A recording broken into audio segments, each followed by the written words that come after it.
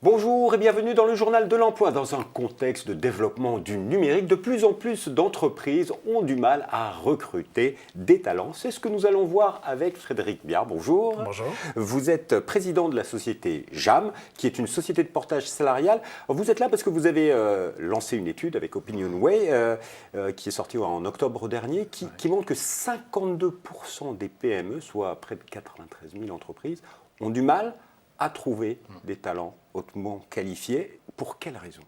Alors, pour quelle raison c'est un chiffre déjà assez surprenant quand on connaît aujourd'hui le niveau de chômage qu'on a en France.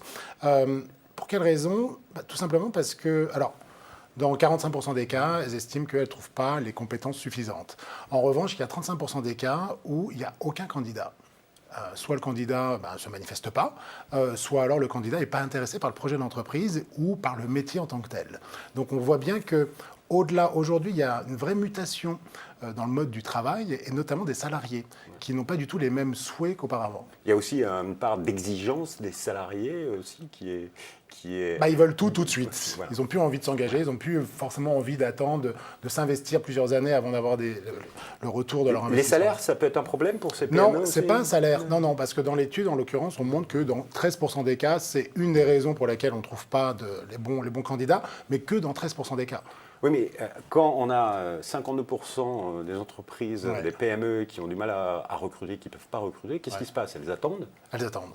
Et c'est en ça qu'elles estiment que c'est un vrai frein au développement. C'est-à-dire que dans 40% des cas, elles attendent de trouver le bon candidat. Ça veut dire que si vous avez un projet innovant, vraiment très important pour l'entreprise, vous le mettez en suspens. Et dans 30% des cas, alors, il décale ce projet, non plus sur un profil un peu expert qui a des compétences spécifiques, il le décale sur les salariés de l'entreprise même. Ça veut dire que le projet s'appauvrit.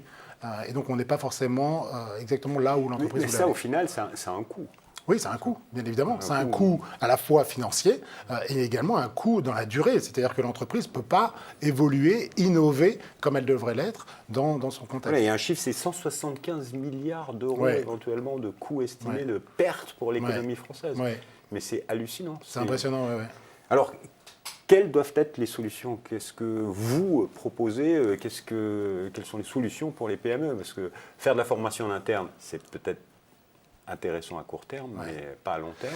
Je pense que la solution, c'est qu'il faut que les entreprises comprennent aujourd'hui que autant elles doivent séduire leurs clients, et ça, tout le monde le comprend et c'est très facile, autant aujourd'hui, elles doivent également séduire leurs salariés.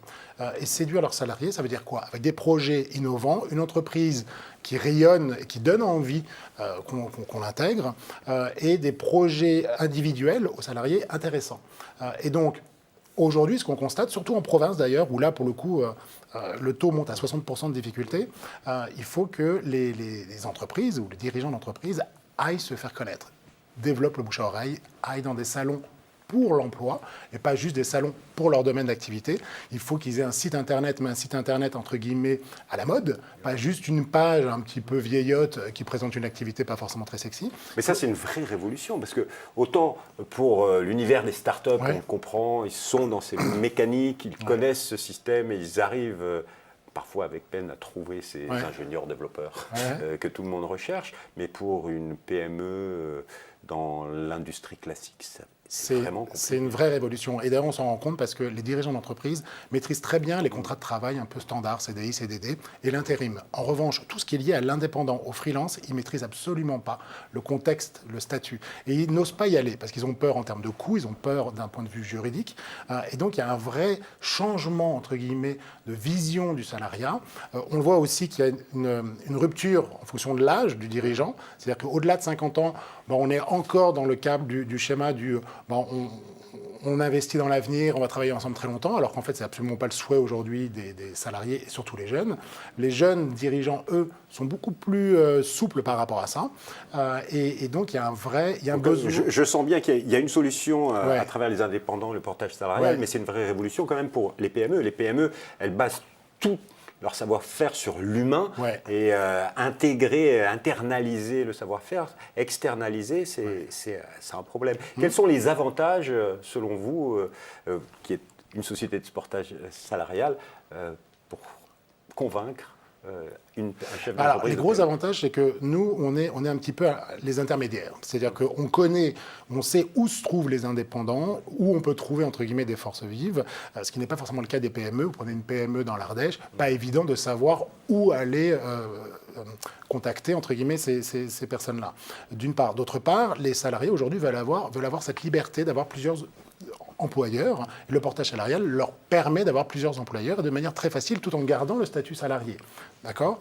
En revanche, aujourd'hui, il y a un changement de culture auprès des entreprises qu'il faut mettre en place, qui est de dire la marque employeur, oui, c'est un point, un frein qui est très important, surtout chez les dirigeants plus âgés. Ils veulent préserver cette marque employeur, ce qui n'est pas forcément le cas chez les plus jeunes. Et il faut oser utiliser, entre guillemets, les prestations d'un indépendant sans avoir peur du juridique ou de l'aspect financier. Oser, c'est bien Ouais. sûr le rôle d'un Ouais. entrepreneur. Alors justement, Ouais. sur Jam, très rapidement, vous avez 9 bureaux en France, aussi Ouais. à l'international, mais vous êtes spécialisé sur quel métier? On est généraliste. On a à la fois des managers de transition, des informaticiens, des formateurs, des coachs. Tous les métiers sont portables, à l'exception des métiers d'aide à la personne, pour des raisons juridiques. Mais tous les métiers sont portables selon certaines conditions de revenus.